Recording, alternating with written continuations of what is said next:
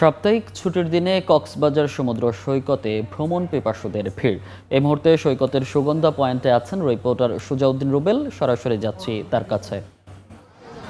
সাপ্তাহিক ছুটির দিন, তাই কক্সবাজার সমুদ্র সৈকতে ভিড় করেছে হাজার হাজার পর্যটক। Sugandha point, Laboni point, Kolatoli point, বিশেষ করে 6টি পয়েন্টে কিন্তু এখন পর্যটকের উপচে পড়া ভিড়। বেলা যতই বাড়ছে পর্যটকের ভিড় কিন্তু বাড়ছে। আমরা দেখতে পাচ্ছি সৈকতের বালিয়াড়ি, সেই বালিয়াড়িতে যে কিটকট রয়েছে সেই কিটকটগুলোতে যেমন পর্যটকের চাপ তারা রয়েছে, যেখানে বসে রয়েছে সমুদ্র উপভোগ করছে। আবার আমরা লক্ষ্য করছি বালিয়াড়িতে অনেকে ঘোরাফেরা করছে। অধিকাংশই আমরা লক্ষ্য করছি পরিবার পরিজন কিংবা বন্ধু বান্ধব নিয়ে সবাই সমুদ্র সৈকতে আসছেন। বিশেষ করে এখন যেহেতু একটু গরম পড়ছে, সেক্ষেত্রে মানুষের চাপটা একটু বেশি লক্ষ্য করা যাচ্ছে। সেটি হচ্ছে সাগরের নোনা জলে। আমরা লক্ষ্য করছি একদিকে লাল পতাকা টাঙানো, সেই লাল পতাকাও কিন্তু নির্দেশনা না মেনে কিন্তু পর্যটকরা অনেকেই কিন্তু সমুদ্রে নেমে পড়ছে এবং লাপালাপি করছে, অনেকে ছবি তুলছে, আবার অনেকে ফুটবল নিয়ে খেলা করছে। এভাবেই কিন্তু প্রতিটা মুহূর্ত তারা পার করছে।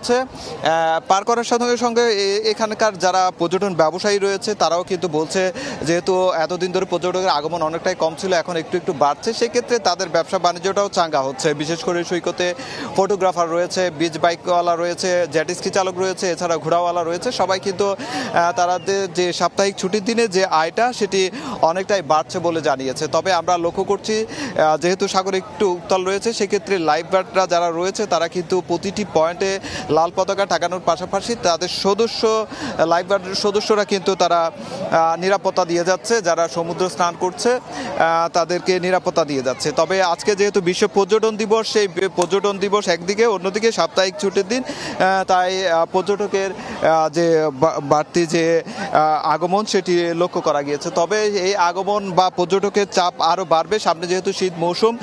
সেই শীত মৌসুমকে কেন্দ্র করে কিন্তু কক্সবাজারে পর্যটকের আগমন আরও বেশি বাড়তে পারে। বিশেষ করে আমরা হোটেল কর্তৃপক্ষের সঙ্গে কথা বলেছি, তারা যে বিষয়টি বলছে, আগামী 10, 11, 12 এই 3 দিন একটি টানা ছুটি রয়েছে। এই ছুটিকে কেন্দ্র করে কক্সবাজারের হোটেলগুলো এরই মধ্যে 70 থেকে 80% তারা বুকিং হয়ে গিয়েছে এবং বাকি যে বুকিংগুলো রয়েছে সেটি আগামী 2-1 দিনের মধ্যে বুকিং হয়ে যাবে। সেক্ষেত্রে পর্যটকের যে আগমন সেটি আগামী অক্টোবর মাস থেকে সেটি বাড়তে পারে বলে সেটি ধারণা করছে হোটেল ব্যবসায়ীরা। তবে প্রশাসনের পক্ষ থেকে এবং ট্যুরিস্ট পুলিশের পক্ষ থেকে যেটি বলা হচ্ছে, যেহেতু পর্যটন মৌসুম শুরু হচ্ছে, সেক্ষেত্রে পর্যটকদের নিরাপত্তা দিতে তারা বদ্ধপরিকর এবং অন্যান্য যে পর্যটন স্পটগুলো রয়েছে সেই পর্যটন স্পটগুলোকেও সুন্দর করে সাজানো হচ্ছে।